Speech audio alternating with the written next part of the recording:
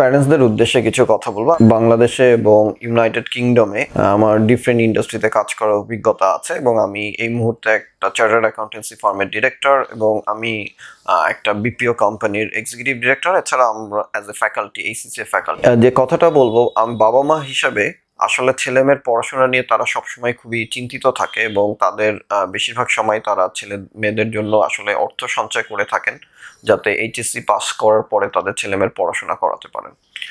তো সেই ক্ষেত্রে আমি বলবো পড়াশোনা করাটার দুইটা উদ্দেশ্য, একটা তো ভালো মানুষ হওয়া, সেটা তো আছেই, বাট এইচএসসি পাস করার পরে যে পড়াশোনাটা, সেখানে ভালো মানুষ হওয়ার থেকে উদ্দেশ্যটা থাকে ডিফারেন্ট। সেটা হচ্ছে একজন ভালো স্কিল পার্সন হওয়া, যাতে তার বেকারত্ব না থাকে, যাতে সে একটা ভবিষ্যতে ভালো ক্যারিয়ার ডেভেলপ করতে পারে।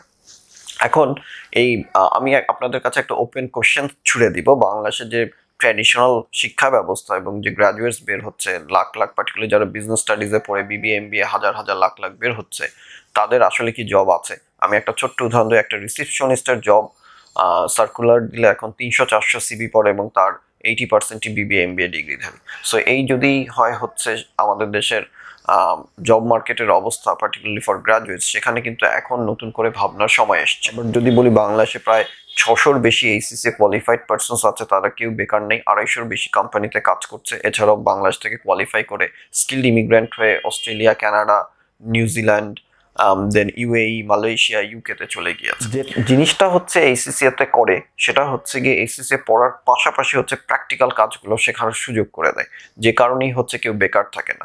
সো আপনি যদি আপনার একটা সীমিত বাজেটে মোটামুটি আপনার বাচ্চার জন্য যে পড়াশোনার ইনভেস্টমেন্ট করবেন, সেটা রিটার্ন যদি করেন, আপনাকে চিন্তা করতে হবে যে কোন জায়গায় এই ইনভেস্টমেন্টটা করলে বাচ্চার জন্য আপনার রিটার্নটা হাইয়েস্ট আসবে in terms of career prospect. এবং সেখানে বেকারত্ব, যেহেতু স্টুডেন্ট অবস্থায় তারা হ্যান্ডস অন কাজ শিখে স্কিল ডেভেলপ করার সুযোগ পাচ্ছে এবং দেশে বিদেশে এই কোয়ালিফিকেশনের রিকগনিশন আছে, তাহলে বা বিদেশে যাওয়ার পরে যদি সুযোগ থাকছে, তো তাহলে আপনাদের পড়ালেখার পেছনে বাচ্চাদের যে খরচটা করবেন, আমার মনে হয় সব বিষয়ের উপরে আপনাদের ইনফরমেশন কালেক্ট করে তারপরে ডিসিশন নেওয়া উচিত। অন্ধের মতো টাকা খরচ করে একবারই হয়তো সঞ্চয় করেছেন, সেই টাকাটা যদি খরচ করে ফেলেন এবং সেখান থেকে যদি কোনো আউটপুট না আসে, তখন সেটা কিন্তু একটা ওয়েস্টেড ইনভেস্টমেন্ট হবে।